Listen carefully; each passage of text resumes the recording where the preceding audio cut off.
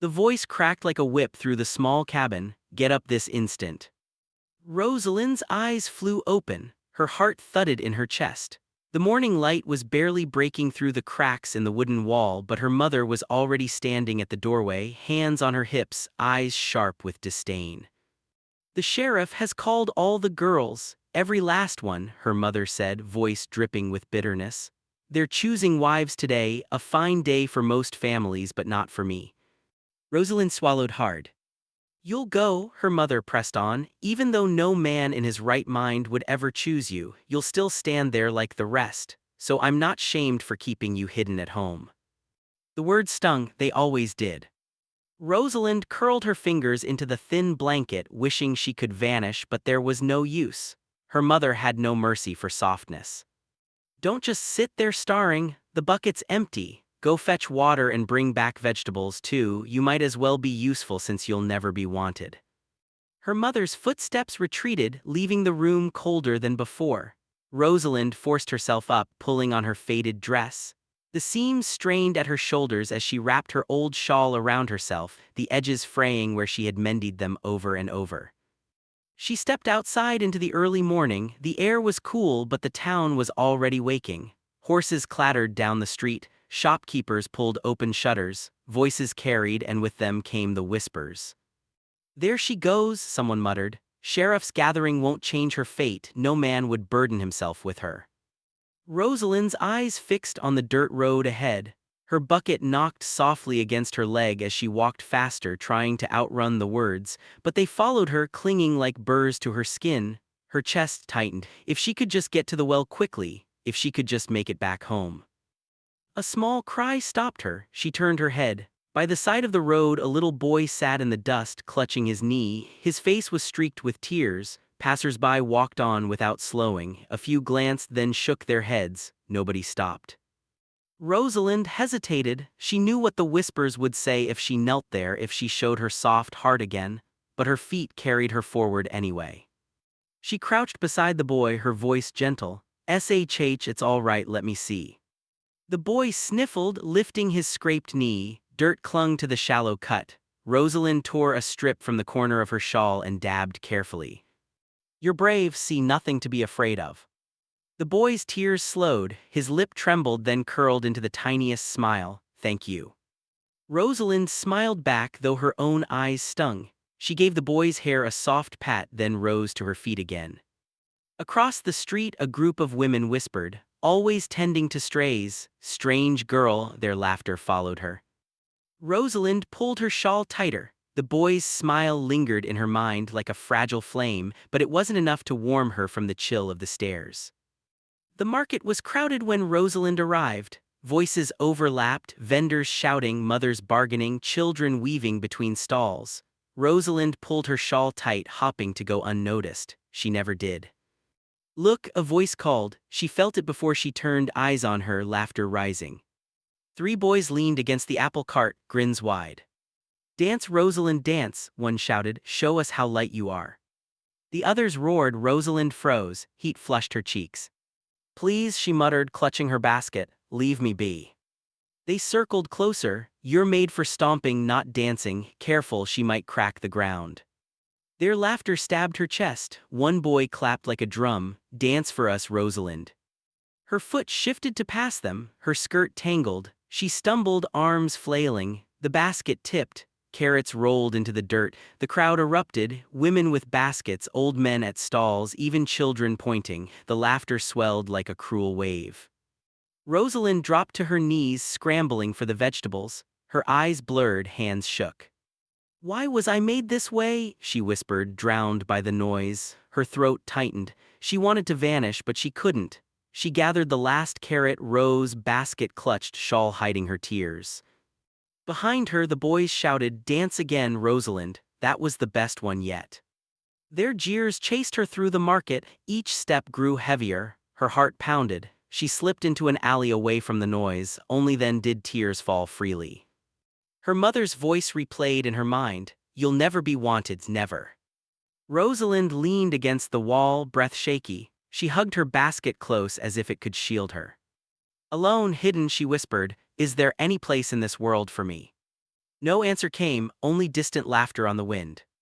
The sun had barely risen higher when the town bell clanged.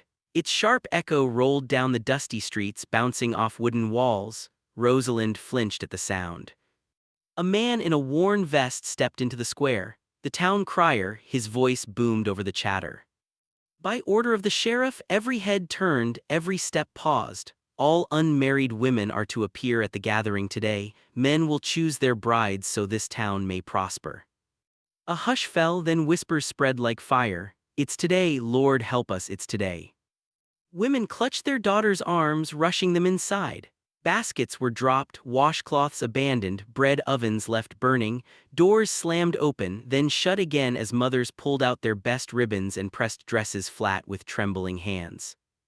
Inside her small cabin, Rosalind's mother spun around sharply.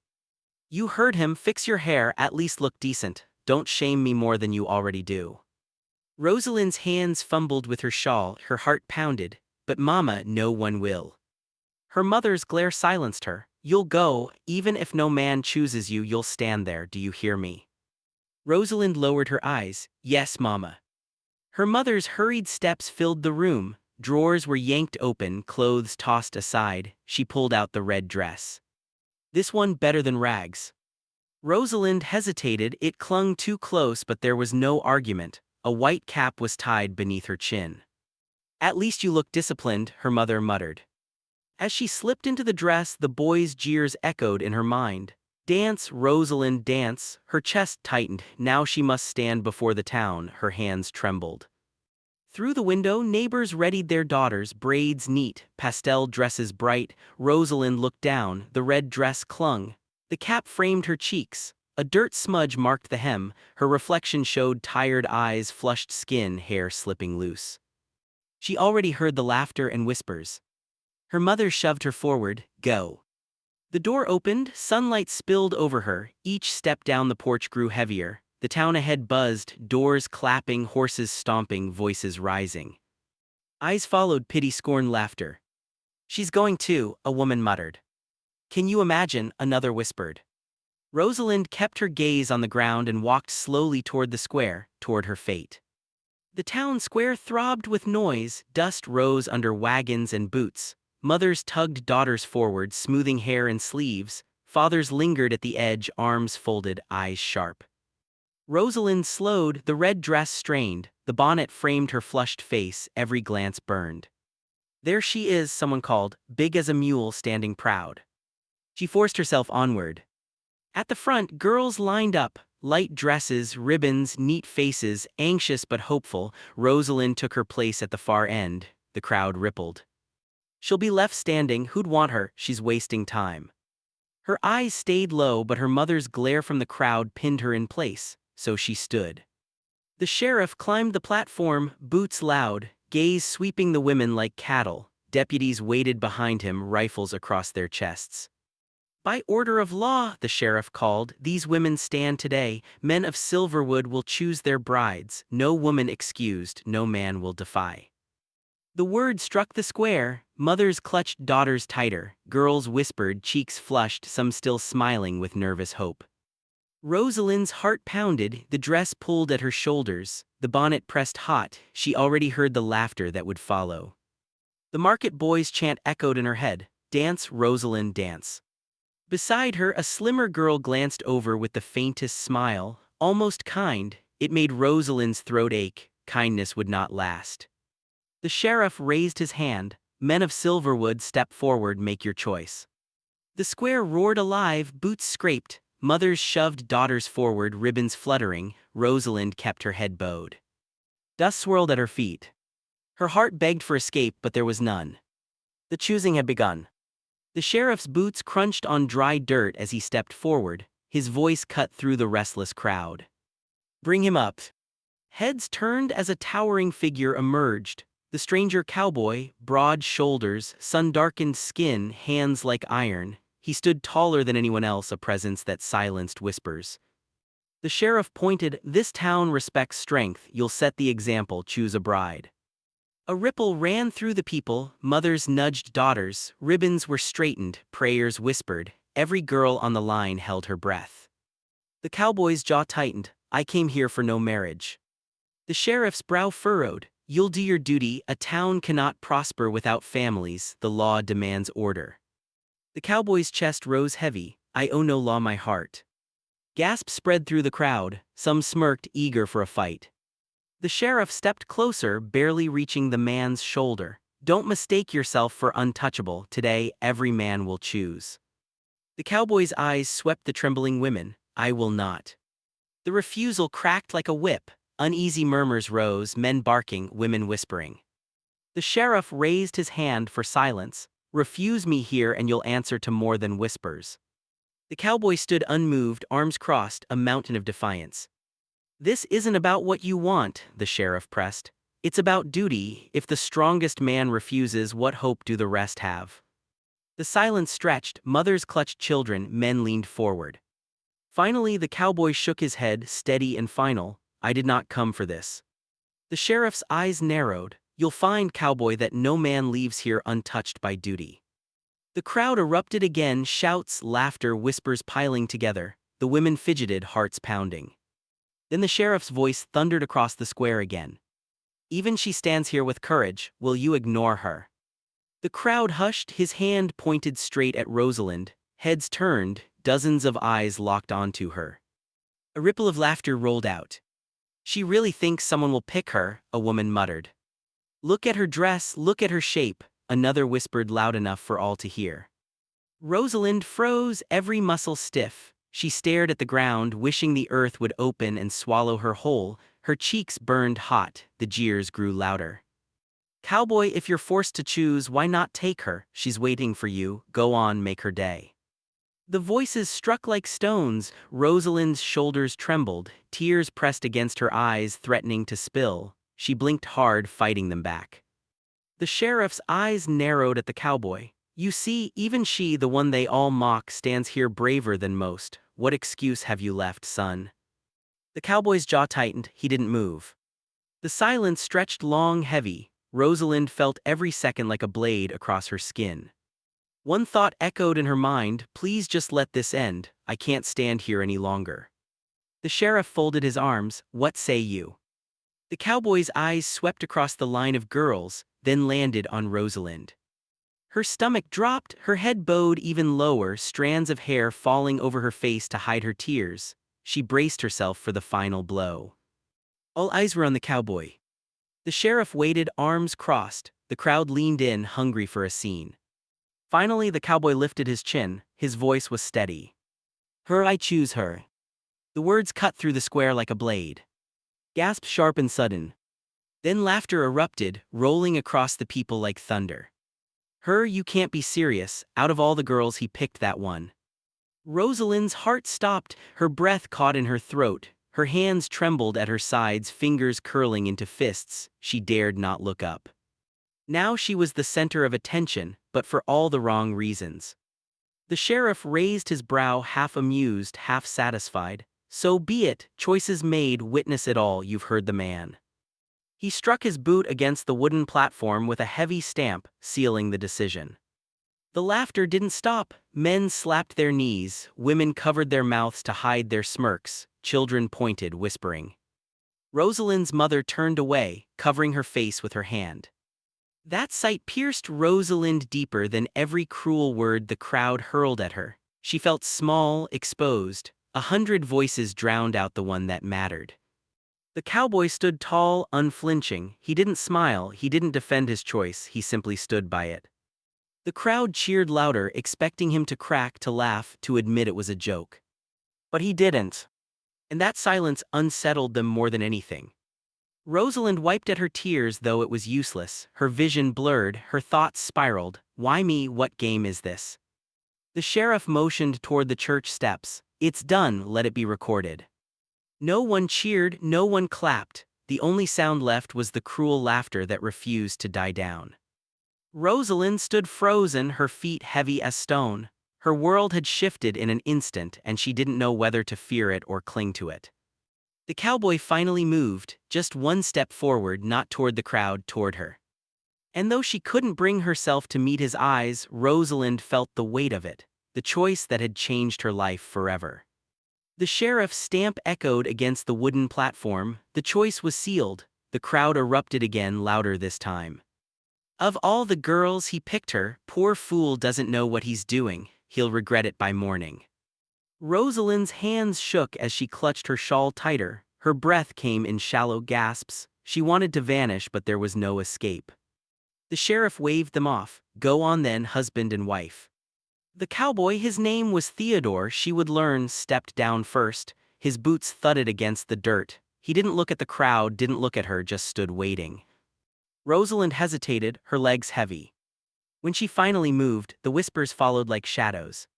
Look at her shuffle, she's crying already. She doesn't deserve a man like him. Her face burned hotter. She walked beside him, each step heavier than the last. The people parted only to laugh behind their hands as the pair passed. Poor man saddled with her. The word stung sharper than stones. Rosalind dared to glance upward at the cowboy. His jaw was tight, eyes fixed ahead. He gave nothing away. That silence confused her most of all. Was he angry, ashamed, regretting every second? Her chest tightened. She lowered her gaze again, staring at the dust beneath her feet. The walk through town felt endless. Children giggled, women whispered, every corner carried fresh humiliation. By the time they reached the edge of town, Rosalind's tears had already streaked her face. She kept her head down, praying he hadn't noticed. The road stretched toward open land. The voices faded behind them. For the first time, the laughter was gone, but the silence between them weighed heavier. She wanted to speak, just a word, anything. But fear held her tongue. What could I say? He didn't want this either. When the ranch finally came into sight, relief mixed with dread. It was far from town, tucked away, quiet, no crowd here, no laughter, yet the memory of their voices still rang in her head. Inside the house, Theodore moved about with calm efficiency. He set his hat down, lit the lamp, poured himself water. Not a single word for her. Rosalind lingered near the door, fingers twisting in her shawl. Her body trembled with exhaustion, her heart with shame. At last she slipped into a small corner of the house and sat. The tears she had held back all day finally poured. She pressed her hands to her face, shoulders shaking. I've ruined his life, they were right, I don't belong to anyone. The walls around her heard what no one else would, her broken sobs muffled into the night. And yet, even as despair wrapped her tighter, one thought flickered faintly inside. He didn't mock me, not once. That small spark, too fragile to name, was the only warmth she carried to sleep. The ranch was nothing like town, no mocking voices, no cruel stares, only the wind moving across the fields, only the sound of horses shifting in their stalls. For Rosalind, it felt like stepping into another world. Theodore did not speak much at first, but his silence was not sharp like her mother's. It was steady like the ground beneath her feet. He showed her where water was drawn, where the hens laid their eggs, how to scatter feed so the chickens rushed toward her. At first she stumbled, spilling grain everywhere. She expected him to laugh. He didn't. Instead, he bent down, picked up her dropped bucket and said quietly, try again, slower this time. No anger, no scorn, just patience. Day by day, Rosalind learned. She swept the porch. She mended a torn saddle strap with trembling fingers. She even tried her hand at baking bread, though the first loaf came out hard as stone. Theodore tasted it anyway. A faint smile tugged at his lips. Not bad, he said. Her chest ached at the kindness in his voice. For the first time, someone allowed her to fail without shame. Evenings brought silence, the kind that wrapped around them like a blanket. Rosalind often found him sitting by the fire, a silver locket in his hand. Inside, she once glimpsed the face of a woman, faded with time. He didn't speak of her. But Rosalind saw the grief in his eyes when he closed the locket and set it aside. He too carried pain, he too knew what it was to be alone. Her heart softened. One morning, Theodore asked her to ride with him. The thought made her panic. I've never been on a horse, she whispered. He studied her, then nodded once, then today you'll learn. She nearly refused. Fear twisted her stomach, but something in his tone, calm, certain, made her step closer. He lifted her into the saddle as though she weighed nothing. The horse shifted and she clutched the reins wide-eyed. Easy, he said, steadying her with a hand at her back. I've got you. And he did. Every nervous breath, every uncertain move, he guided her through it. By the time the sun dipped low, Rosalind sat taller. Her laughter startled even herself when the horse broke into a gentle trot. For once she didn't feel clumsy. She felt alive. Trust came slowly. It wasn't in grand words or sudden gestures, it was in the little things. The way he waited for her to sit before eating. The way he noticed when her hands were raw from work and quietly left salve on the table. The way he listened, truly listened, when she spoke, even if she stumbled over her words. And she in turn began to see his quiet strength for what it was, not hardness but gentleness carefully guarded. One evening as she set bread on the table, Theodore paused. "You're stronger than you think, Rosalind." Her head snapped up startled. No one had ever spoken those words to her. Her eyes burned and she looked away quickly. But inside something shifted, a fragile spark long buried began to grow. The townspeople had called her worthless, her own mother had said no man would want her. But here in the quiet of the ranch she was learning she could be more. She was learning she had value not because of how she looked, not because of what the town thought, but because one man treated her as if she mattered. And because slowly she was beginning to believe it too. At night, lying awake, Rosalind sometimes thought of that day in the square, the laughter, the jeers, the humiliation. But then she thought of the way Theodore had stood tall beside her, the way he had chosen her without a word of shame. And now the way he was teaching her to live, not as a burden but as a partner. The memory no longer stung the same way. It was turning into something else. The beginning of a new life. The slow, quiet building of trust. And the first fragile roots of love. The town square buzzed again weeks after the marriages had been declared, merchants shouting, mothers gossiping, children chasing one another in the dust. But when Rosalind and Theodore walked in, heads turned. The whispers began all over again. "There they are, why keep her? He could have had any woman, must be some joke to him." The words pricked Rosalind's chest like thorns, her steps faltered, eyes dropping to the ground. Old fears rushed back, the square, the shame. But beside her, Theodore didn't slow. His jaw was steady. His hand brushed hers, a small anchor. And then he stopped, right in the center of the square. All eyes on them. Rosalind froze. The sheriff raised a brow from his porch. A circle of men leaned closer to hear. The women covered their mouths, waiting for something cruel. Theodore's voice rang out, deep, even unshakable. "She is my wife." The whispers died instantly. The square fell silent. His eyes swept over the crowd. "You all mocked her, you said no one would want her." He paused, his hand tightened around Rosalind's. "But I tell you this, the only voice that matters to me is hers." The words struck like thunder. No laughter followed, no jeers, only stunned silence. For the first time, Rosalind didn't bow her head. She lifted her chin, heart pounding, eyes stinging but not from shame. The crowd's eyes burned against her, waiting for weakness. But instead of shrinking, something in her snapped free. Her whole life she had been told she was less, too heavy, too clumsy, too unworthy. Yet here was a man who had seen her worth without her having to prove it. And that gave her the courage to show it. She stepped forward. Her shawl slipped from her shoulders. The crowd murmured again. She took a deep breath, her voice steady. "You laughed when I stumbled, you said I wasn't fit for even a dance."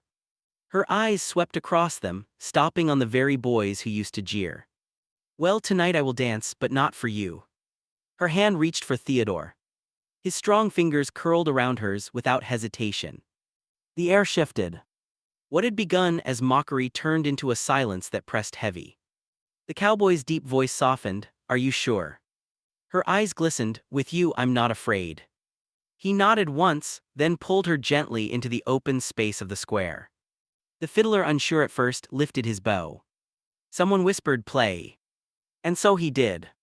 The music rose, slow and haunting, not the quick jigs the crowd was used to but something steadier, stronger. Rosalind's chest trembled as Theodore's arms settled firmly around her waist, his other hand guided hers. Step by step they moved together. The people who once laughed now stood frozen. For Rosalind wasn't stumbling, she wasn't clumsy. She was graceful. Because Theodore moved with her, not against her. Because she trusted him. Because for once she believed she deserved this. Her dress swirled as they turned, her cheeks glowed not with shame but with joy.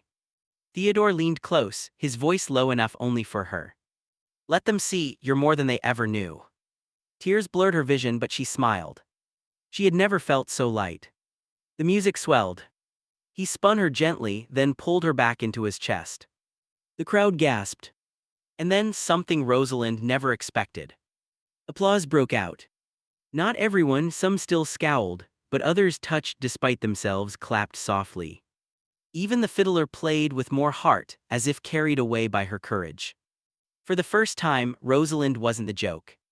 She was the woman who stood tall, who danced where once she had been mocked, who claimed joy on her own terms. Theodore's lips brushed her ear. I've never seen anyone braver. Her heart ached, but in the sweetest way. For years she had longed to be loved, not for her body, not for what she lacked, but for who she was. And now here, under the same sun that once burned her with shame, she found it. The music slowed. They ended in each other's arms. The silence that followed was louder than the laughter had ever been. Theodore straightened, his hands still firm at her back. He looked across the faces. If you think her unworthy, then you've never known true strength. His voice softened just for her, and I choose you again every time. Rosalind's eyes brimmed, not from pain, not from fear, but from something she never thought she'd feel. Pride. The jeers did not matter anymore. For the first time she was not hiding. Hand in hand they walked away, not hurried, not ashamed. And though whispers still lingered, no one laughed. Because laughter had no power over them now. Rosalind's strength had spoken louder than words. And in Theodore's steady embrace, she knew she was finally home. Not chosen out of pity, not tolerated out of duty, but loved and celebrated for exactly who she was. And the dance that once mocked her had become the dance that set her free. 5 years into their marriage, a drought came to Silverwood, the crops failed, the cattle grew thin, ranchers who had once seemed prosperous began selling off their land, times grew harder and with hardship came old patterns. Rosalind noticed it first in the way Theodore began to withdraw, not unkindly but with a distance that reminded her of those first weeks at the ranch. He would sit for hours, the silver locket in his hands, staring at nothing. One evening, as she prepared supper, Theodore didn't come in from the fields. She found him sitting by the water trough, head in his hands. Theodore, her voice was gentle, what troubles you? He looked up and she saw in his face a weariness that cut deeper than any physical ailment. I'm failing you, Rosalind, he said quietly. This ranch is dying. The land is dying, and I promised you a life better than what you had before. I promised you security, a home, and I'm about to lose it all. Rosalind's heart tightened. She sat beside him, her body settling against his with the ease of years of knowing him. Is that what you think matters to me? She asked. The land, the ranch. It's all I have to give you, without it I'm just. You're just the man who saw me when no one else could, Rosalind interrupted. You're just the man who chose me in a square full of people mocking me. You're just the man who taught me that I had value, that hasn't changed because of a drought. Theodore turned to look at her and she saw tears in his eyes. What if I lose the ranch, Rosalind? What if we have to start again? What if? Then we start again, she said simply. Together, I've already lost everything once. The humiliation, the rejection, the belief that I would never have anything, and you gave me back my life, you gave me myself. No piece of land is worth more than that. She took his hand and placed it over her heart. This is home, Theodore, you are home, not this house, not this ranch, you. Theodore pulled her close, burying his face in her hair. How did I get so lucky? He whispered. How did I deserve someone like you? You didn't deserve me, Rosalind said, and there was strength in her voice now, the strength he had helped her build. But you chose me anyway, and that made all the difference. The drought did get worse. By the next spring, Theodore made the decision to sell the ranch. It broke something in him, but Rosalind held firm. They moved to town. Not the same town where she had been humiliated. A different one, larger, where neither of them was known, where they could start fresh, truly fresh.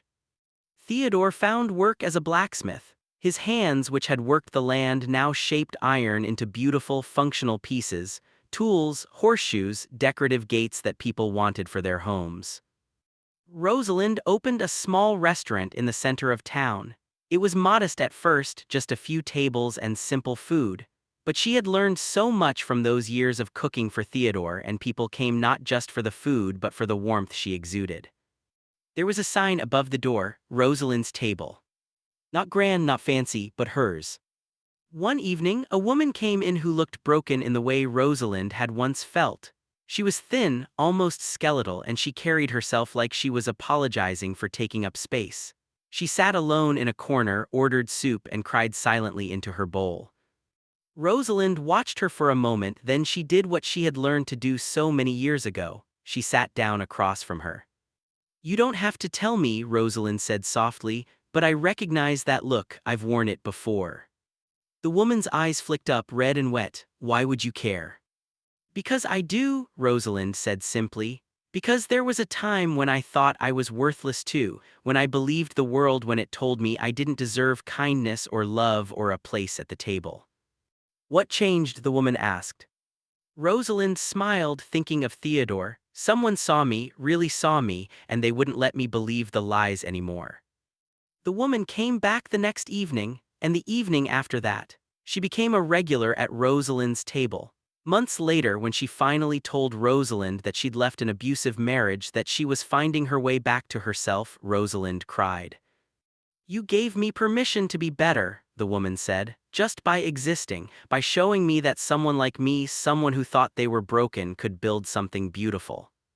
This became Rosalind's gift, not just to that one woman but to many. Her restaurant became a sanctuary for those who felt cast out or broken. She listened without judgment. She fed people who were hungry for more than just food. She created a space where people could be exactly as they were and still be welcomed.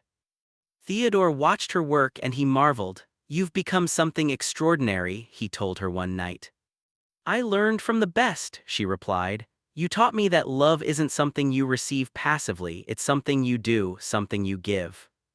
10 years after they married, Rosalind and Theodore decided to return to Silverwood. Not to the ranch, someone else owned it now, but to the town itself. Theodore had inherited a small property from an elderly relative, and they decided to build a new house there. The town had changed, but so had Rosalind. She was no longer the girl who walked with her eyes down. She moved through the streets with purpose, greeting people by name, remembering the small details of their lives. The sheriff, the same one from the gathering all those years ago, approached her in the market. "Rosalind," he said, tipping his hat, "I heard you'd come back." "I have," she said, "to stay this time, I think."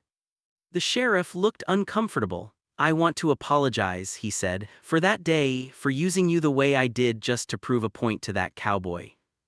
Rosalind studied him for a moment. The apology was genuine, she could tell, but it didn't matter much to her anymore. That day had been painful, yes, but it had also been the catalyst for her transformation. "Thank you for saying so," she replied. "But I've learned that the people who mock us often teach us the most. I wouldn't be who I am without that day, without Theodore choosing me despite it all." She looked out at the yard, at the life that had grown from that one moment of courage. "Your father gave me so much," she continued. "A home, a family, a life, but the greatest thing he gave me was the knowledge that I was worthy of all of it, and once I knew that, I could help others know it too." The sheriff nodded slowly. "He's a good man, you're lucky to have each other." "We are," Rosalind agreed, "but we made ourselves lucky, we chose it every single day." The house they built was beautiful in its simplicity. Large windows let in light. A wide porch wrapped around the front, perfect for sitting and watching the world go by, and in the center of the house was a great kitchen with a long table. Rosalind continued her restaurant work, but she also opened her home. Every Friday evening she cooked dinner for anyone who wanted to come. Her mother, elderly now and humbled by time, attended regularly. The woman she'd helped all those years ago came too, now strong and successful in her own right. The boys who had mocked her, some of them anyway, came with their wives and families. Theodore built things around the house. A cradle eventually when Rosalind gave birth to a daughter, and then a second cradle for the son who came 2 years later. The children were beautiful, with Theodore's height and strength and Rosalind's warmth. They grew up in a home where love was demonstrated daily, where their mother showed them that strength came not from what the world thought of you but from how you thought of yourself. Their daughter, named Victoria, grew to be a teacher. She worked with children who felt different, who felt like they didn't belong. She taught them what her mother had taught her, that everyone deserves to be seen and valued. Their son, David, became a blacksmith like his father. But he also had his mother's gift for hospitality, and he was known for building homes specifically for women who had been cast out or mistreated. He never asked for payment he couldn't afford, and his work was always excellent. By the time Rosalind was in her 60s, the town of Silverwood had come to know her as its heart. The restaurant, now run by her daughter and several young women she had mentored, was famous for miles around. But more than that, Rosalind herself was famous. Not for her appearance, that had changed over the years as bodies do, but for her presence, for the way she made people feel seen and valued, for the way she had transformed a moment of public humiliation into a life of purpose. One day, a young girl came into the restaurant. She was heavy, round-faced, with skin that hadn't yet learned to hold confidence. She looked at the menu with the desperate hunger of someone who was used to not being fed in every sense of the word. Rosalind recognized her immediately. She sat down across from her as she had done so many times before. "Hello," Rosalind said gently. "What's your name?" "Margaret," the girl whispered, "and I'm probably in the way." Rosalind's heart ached with the recognition of her younger self in those words. "Would you like to hear a story?" Rosalind asked. Margaret nodded, and Rosalind told her everything. About the gathering, about the mockery, about the day the strongest man in town chose her despite it all, about how that choice had been less about what he saw in her body and more about what he saw in her spirit. "But how did you learn to not care what they thought?" Margaret asked. "I didn't learn to not care," Rosalind said honestly. "I learned that their thoughts said nothing about me and everything about them. I learned that the only opinion that mattered was the one I held of myself, and that took a very long time to learn." She took Margaret's hand. "But here's what I learned even faster, that the moment someone truly loves you, the moment someone chooses you over and over, not because of how you look but because of who you are, everything changes. You don't become beautiful because they love you, you become free, and that freedom is more beautiful than anything." Margaret came back to the restaurant many times after that. She brought her mother, who was struggling with her own demons. She brought her friends, and eventually she brought confidence. Years later, Margaret would return to the restaurant as a grown woman with a family of her own, and tell Rosalind that her words had saved her life. "You showed me that I could be loved as I am," Margaret said, "not despite myself but because of who I was." Rosalind hugged her, and in that embrace was the fulfillment of a promise made all those years ago, when a young woman dancing in a town square decided that her life would mean something. Theodore passed away peacefully in his sleep when he was 78. Rosalind was beside him as she had been every night of their marriage. She didn't cry immediately. Instead, she lay beside him for hours, her hand on his heart, remembering the day he had chosen her, remembering his hands guiding hers as she learned to ride, remembering his voice telling her she was stronger than she thought. When she finally did cry, it was not from loss alone but from gratitude, gratitude for a love that had changed everything, gratitude for a man who had seen her when she couldn't see herself. At his funeral, hundreds of people came, people whose homes he had built, people whose lives he had touched simply by being kind, and they all had the same thing to say: he was a good man, he loved well. But Rosalind knew his greatest work wasn't the buildings or the ranch or even the children they had raised together. His greatest work was seeing her, teaching her to see herself, and in doing so showing her how to help others do the same. After Theodore died, Rosalind didn't retreat from the world. Instead, she expanded her work. She formalized a program for women who felt broken or worthless. She worked with them just as Theodore had worked with her, patiently, gently, without shame. The program expanded beyond Silverwood. Other towns invited her to speak. Other women wanted to learn her methods, her philosophy. But when asked what her secret was, Rosalind always said the same thing. It wasn't a secret, it was love. Someone loved me enough to see past the lies the world told about me, and I loved myself enough to believe them when they told me I mattered. 50 years after that day in the town square on the anniversary of her marriage to Theodore, Rosalind sat on the porch of her house in Silverwood. She was 81 years old, her hair white, her face lined with the evidence of a life well lived. Her grandchildren played in the yard. Her children and their spouses worked in the kitchen preparing a feast. Friends and mentees gathered, people whose lives had been changed by knowing her, by learning from her. Victoria, her daughter, sat beside her on the porch. "Do you ever regret it?" Victoria asked. "Any of it?" Rosalind considered the question. Did she regret the humiliation, the years of believing she was worthless, the pain of being mocked? "No," she said finally, "because without it I wouldn't have known what it meant to be truly seen, and that's the greatest gift a person can receive." She looked out at the yard, at the life that had grown from that one moment of courage. "Your father gave me so much," Rosalind continued. "A home, a family, a life, but the greatest thing he gave me was the knowledge that I was worthy of all of it, and once I knew that, I could help others know it too." That night, as people celebrated and told stories, someone asked Rosalind to dance. It was a young woman, one of her mentees, who had recently found the courage to leave a bad situation and build a new life. Rosalind took her hand and they moved together, just as she had danced with Theodore all those years ago in the town square. And just as it had been then, the music seemed to carry something sacred. A woman who had been told she was unworthy, dancing with a woman learning that she was worthy. A circle of love and acceptance unbroken across decades. The watching crowd didn't laugh, they applauded, because they understood finally what Rosalind had learned so long ago. That the greatest strength is in standing tall when the world tells you to hide. That the greatest beauty is in loving yourself and helping others do the same. That the greatest legacy is not in grand gestures or impressive achievements, but in the lives you touch, the hearts you heal, the people you help to see themselves as worthy. As the music swelled and the dancing continued, Rosalind felt the presence of Theodore beside her as she always did in moments of joy. She closed her eyes and whispered a thank you to the man who had changed her life with a single choice. And then she opened her eyes and returned to the world, to the work of helping others find what she had found, the knowledge that they too were worthy, that they too could be loved, that they too could dance. The story of Rosalind and Theodore was not just a love story, though it was that. It was a story about transformation, about how love can break chains of shame and self-doubt, about how one person's belief in you can change everything.